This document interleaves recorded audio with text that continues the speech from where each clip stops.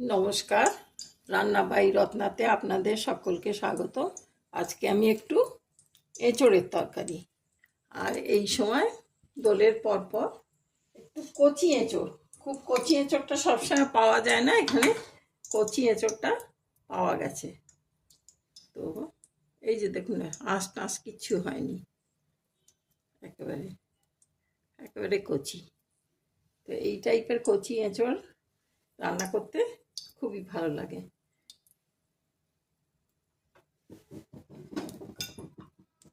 আর এই সময় যাদের আশেপাশে এঁচোড়ের গাছ থাকে, এঁচোড়ের ফুলের গন্ধ চারিদিকে এঁচোড়ের একদম ম করতে থাকে।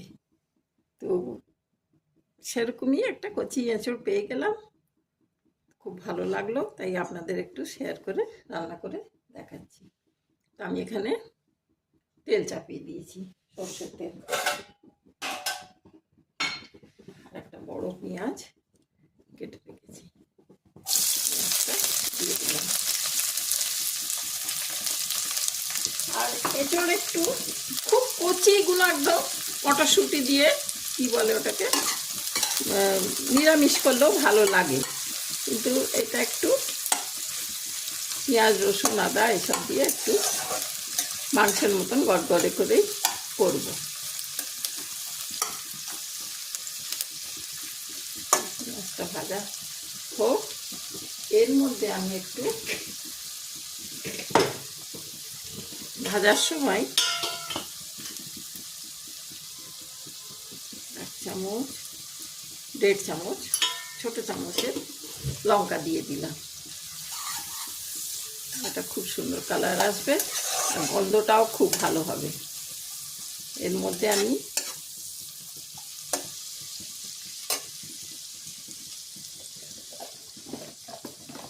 একটু গরম মশলা দিয়ে দেবো, 1 চামচ উপচি।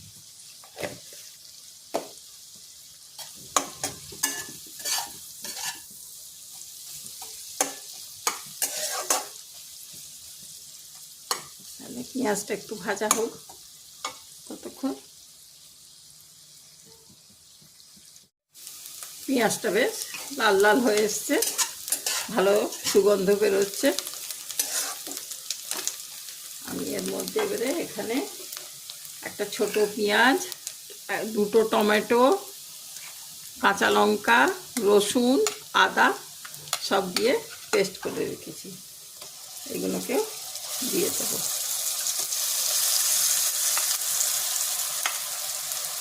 খুব একদম মিহি করে বাটিনি, একটু কাঁচা কাঁচা করে বেটেছি।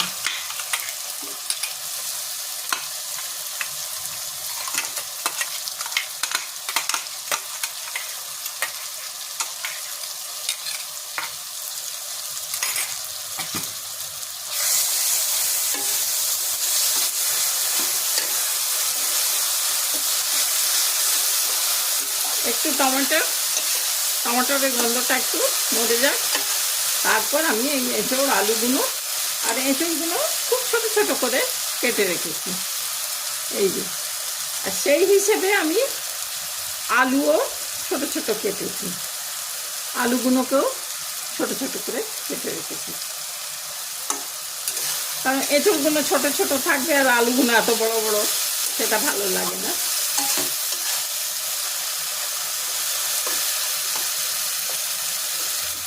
এরপর আমি এঁচোড়টা আর আলুটা দিয়ে এই মশলাটা দিয়ে কষাবো।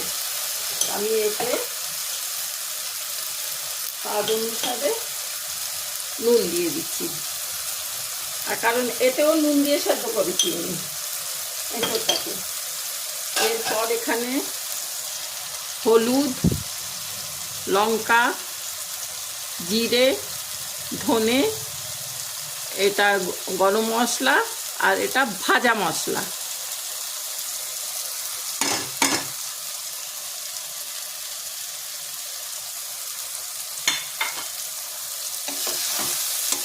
এসব দিয়ে আর একটু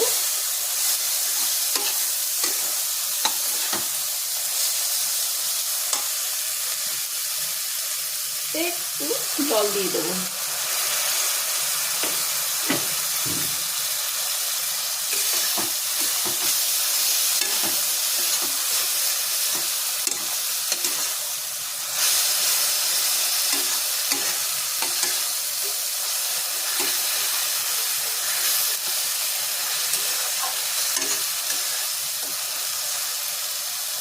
এরপর আমি এঁচড়গুলোকে দিয়ে দিলাম।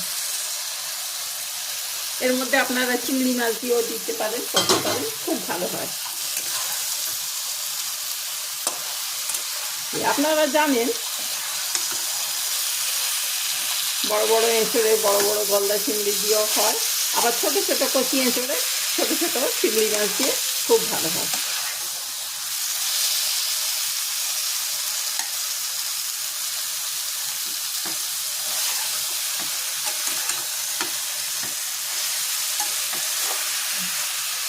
এটা একটু মাংসর মতন একটু গড়গড়ে করে হবে, তো আমি এতে সব টমেটো দিয়েছি, সব কিছু দিয়েছি, এতে 2 দানা চিনি দেব, চিনি দেব এই অল্প একটু,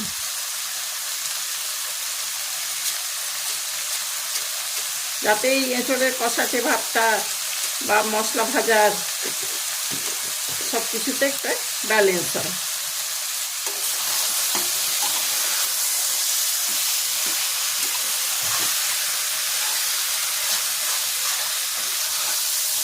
একটু আমি ভালো করে কষাই এখন।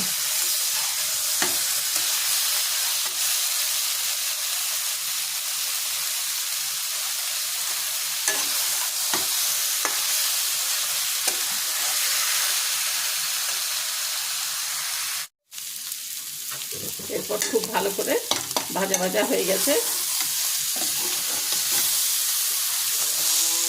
খুব ভালো গন্ধ বেরোচ্ছে, সব মশলা কষানো হয়ে গেছে।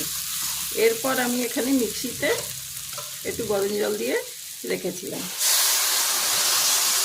এটা দিয়ে দিলাম।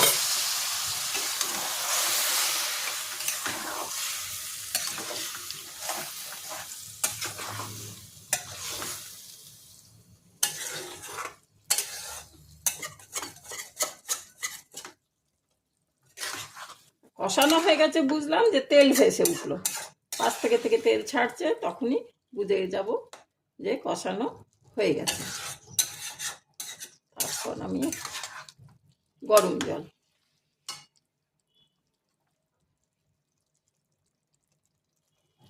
এটা তো নুন হলুদ দিয়ে আগে সেদ্ধ করেই রেখেছিলাম। এরপর আমি আন্দাজ মতো একটু ঝোল রাখবো, কারণ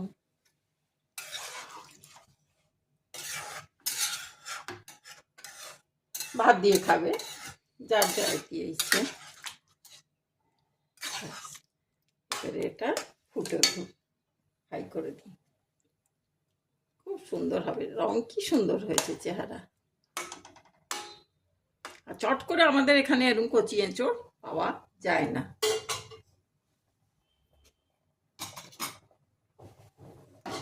তাহলে ফুটুক এটা, তারপর দেখাচ্ছি। খুব ভালো ফুটে উঠেছে, খুব সুন্দর মাখা মাখা, একদম সুন্দর হয়েছে।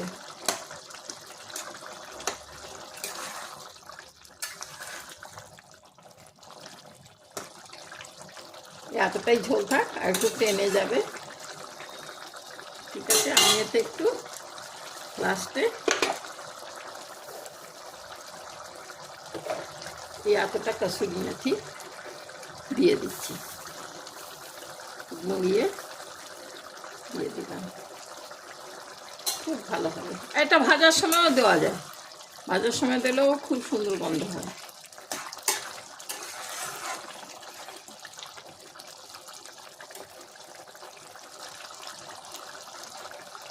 ঠিক আছে ভাই, তাহলে আজকে এখানেই থাকুক। আশা করি আপনাদের ভালো লেগেছে, ভালো লাগবেও। আমার তো দেখে খুব ভালো লাগছে। আপনারা তো কচি এঁচড় হয়তো অনেকেই পান, ওদিকে পান, কিন্তু এদিকে পাওয়া যায় না। ঠিক আছে, যখন যেটা হয় আপনারা একটু আমার চ্যানেলটাকে সাবস্ক্রাইব করে দেবেন, একটু লাইক করে দেবেন, বন্ধু বান্ধবদের একটু শেয়ার করে দেবেন। আর কি বলবো, তাহলে আজকে এখানে রাখি। আপনারা সব ভালো থাকবেন। Thank you.